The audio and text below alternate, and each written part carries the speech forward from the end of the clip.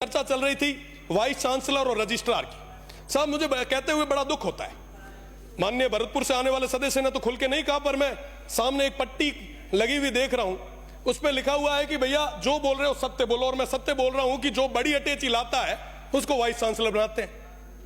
वाकई जो ये कोई भी हो, कोई भी राज आया, चाहे पक्ष हो चाहे विपक्ष हो, निश्चित रूप से जो जितनी बड़ी अटैची लाता है उसको बड़ी यूनिवर्सिटी का चार्ज दे दिया जाता है। आप विचार करें, क्या वाकई वो बड़ी अटैची वाले कुलगुरु जैसे पद पे बैठने लायक है क्या? आप साहब बात करें रजिस्ट्रार की, कुलपति की, साहब ये तमाम लोग जो हैं इनको तो विश्वविद्यालय में अपना टेन्योर निकालना है।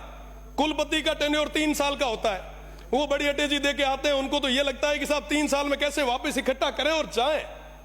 साहब इस दौर में सबसे बड़ा नुकसान किसको हो रहा है? हमारे इस प्रदेश को हो रहा है, हमारी आने वाली पीढ़ी को हो रहा है। आखिर उसका गुनहगार कौन है? अगर हमारे युवाओं और हमारी इस शिक्षा नीति को पूरी तरीके से खत्म किया जा रहा है तो इसका गुनहगार कौन? गुनहगार हम लोग यहां पे बैठे हुए 200 के 200, क्योंकि साहब ये चीज हो रही है, हम देख रहे हैं, पर भी हम चुप बैठे हैं, हम मौन बैठे। आखिर कब तक चलेगा ऐसा? साहब इन यूनिवर्सिटीज को बचाएगा कौन? हमारी इस शिक्षा की जो नीति है, ये जो संस्थाएं हैं, इनको बचाएगा कौन?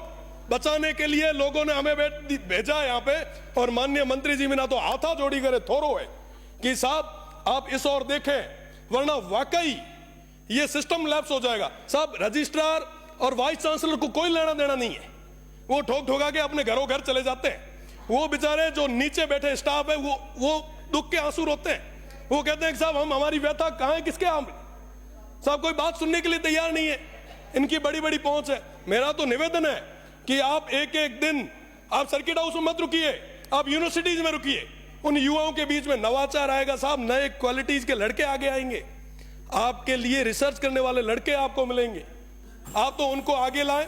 निश्चित रूप से आप जो आज कुल गुरु का जो कर रहे हैं, मैं आपको धन्यवाद देता हूं, पर कुल गुरु के साथ साथ यूनिवर्सिटी को अपलिफ्ट कैसे करें उसके लिए भी बात करें। हमारी कॉलेजेस के अंदर आज के समय में ज्यादातर प्रोफेसर्स के पद जो है वो खाली पड़े, आप उनको भरें। साहब घना ही बेरोजगार बहुत बड़ी गातो नहीं मीना, बड़ा हुआ ना, अपलिफ्ट करो। बहुत बहुत धन्यवाद। जय हिंद, जय भारत।